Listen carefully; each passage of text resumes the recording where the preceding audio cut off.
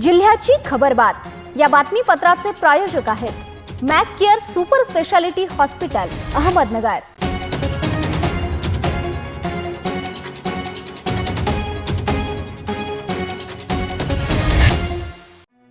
प्रेक्षकांनो नमस्कार, मी निर्जला न्यूज 24 सह्याद्रीमध्ये तुमचं स्वागत। तर पाहूयात अहिल्यानगर जिल्ह्यातील महत्त्वपूर्ण बातम्यांचा आढावा जिल्ह्याची खबरबातमध्ये। अकोले तालुक्यातील घोटी शिवंडी येथे अवैध दारू विक्री करणाऱ्यांना संतप्त महिलांनी चोप दिलाय।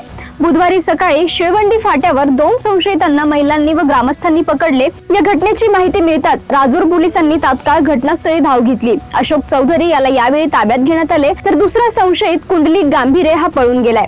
महिलांनी आरोपीकडून दारू देशीच्या बाटल्या जप्त करून पोलिसांच्या स्वाधीन केल्या आहेत। या घटनेमुळे परिसरात महिलांच्या धाडसाची चर्चा रंगली आहे।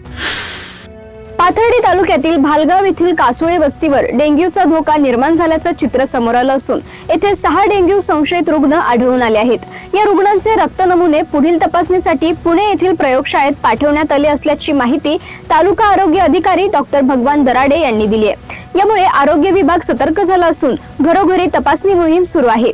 तसेच येथील पाणी पुरवठ्यांवर फवारणी करण्यात आली आहे। सुमारे 425 लोकसंख्या आणि 80 घरांची वस्ती असलेल्या कासोळे वस्तीवर गेल्या 4 दिवसांपासून आरोग्य विभागाकडून विशेष तपासणी मोहीम राबवण्यात येत आहे। निधी मिळवण्यात काडीचाही संबंध नसताना आमदार आशुतोष काळे यांनी आणलेल्या निधीतून कामाचे भूमिपूजन करायचे केवळ स्वतःच्या नेत्याला खुश करण्यासाठी ज्यांनी जागा दिली त्यांनाच गुंडांकरवी धक्काबुक्की करायची हा सत्तेचा उन्माद आहे असे सांगत या घटनेचा निषेध करण्यासाठी बुधवारी झालेल्या कोपरगाव नगर परिषदेच्या सर्वसाधारण सभेवर राष्ट्रवादी काँग्रेस पक्षाकडून बहिष्कार टाकण्यात आला। रविवारी शहरातील सुभद्रा नगर येथील श्री स्वामी समर्थ मंदिर सभा मंडप व सुशोभीकरण कामाच्या भूमिपूजनाप्रसंगी सत्ताधारी कोल्हे गटाकडून राष्ट्रवादी काँग्रेस पदाधिकाऱ्यांना गुंडाकरवी धक्काबुक्की करण्यात आल्याचा आरोप आहे।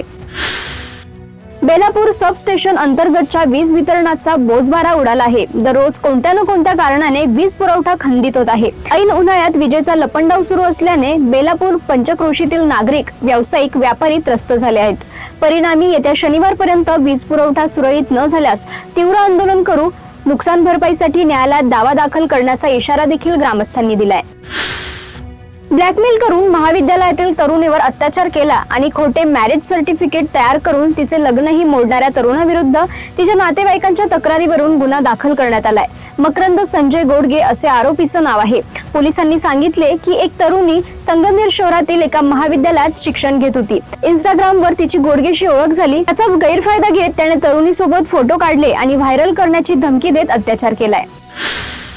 जिल्ह्याची खबरबातमध्ये घेऊयात एक छोटीशी विश्रांती। कॉंग्रॅच्युलेशन्स वहिनी, बाळ झाल्याबद्दल। पण मी ऐकलंय डिलिव्हरी फार क्रिटिकल होती। आता ठीक आहे ना सगळं? अगं होता थोडा प्रॉब्लेम, पण स्त्रियांच्या आरोग्याची संपूर्ण काळजी घेणारं मातृसेवा होतं ना साथीला। सगळं सुरळीत झालं। किशोर वयापासून ते रजोनिवृत्तीपर्यंत स्त्रीच्या आरोग्याची संपूर्ण काळजी घेणारं अहमदनगर मधील पहिलं स्त्री रुग्णालय Matruseva women's hospital, obstetric ICU, किशोरवयीन आणि विवाहपूर्व समुपदेशन, गरोदर माता तपासणी आणि प्रसूती, पहिल्या सिझेरियन नंतर नॉर्मल डिलिव्हरीची सोय। मातृसेवा विमेन्स हॉस्पिटल, सक्कर चौक, नवीन टिळक रोड, अहमदनगर। फोन 9850 20 0017। विश्रांतीनंतर तुमचं पुन्हा एकदा स्वागत। पाहूयात पुढील बातम्या।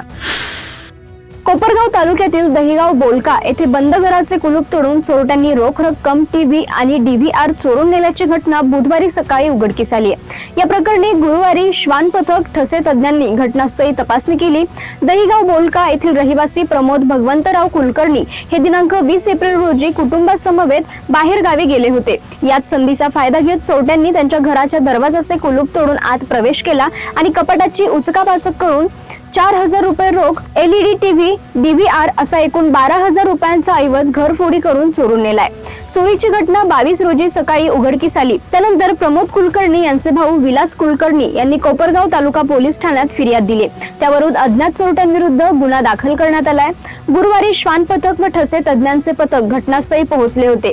तिथे चोरट्याचे ठसे घेण्याचे व श्वान पथकाद्वारे चोरट्याचा माग काढण्याचे काम सुरू होते। या घटनेचा अधिक तपास पोलीस निरीक्षक संदीप कोळी यांच्या मार्गदर्शनाखाली पोलीस नाईक कारखेले हे करत आहेत। जामखेड तालुक्यातील पिंपरखेड येथील सहाय्यक कृषी अधिकारी शीतल चिनके यांनी MREGS फळबाग लागवड योजना 2025-26 मध्ये तालुक्यात उल्लेखनीय काम केले असल्याने त्यांचा जिल्ह्यात दुसरा क्रमांक आला असल्याने सहाय्यक कृषी अधिकारी शीतल चिनके यांचा अहिल्यानगर येथे जिल्हा अधीक्षक कृषी अधिकारी सुधाकर बोराळे यांच्या हस्ते सन्मान चिन्ह देऊन गौरवण्यात आले असल्याने आज पिंपरखेड येथे राष्ट्रवादी काँग्रेस पक्षाचे जामखेड तालुका उपाध्यक्ष बापूसाहेब शिंदे यांच्या हस्ते त्यांचा सत्कार करण्यात आला। यावेळी जामखेडचे उपकृषी अधिकारी भाऊसाहेब वाघमारे तसेच भारतीय जनता पक्षाचे तालुका अध्यक्ष बाबूराव ढवळे, कृषी उत्पन्न बाजार समितीचे माजी संचालक करण ढवळे, नजीरभाई सय्यद, तुकाराम लबडे, आनंदराज भापकर, राजमाता कृषी शेतकरी गटाचे अध्यक्ष व सर्व सदस्य आणि ग्रामस्थ हे मोठ्या संख्येने उपस्थित होते।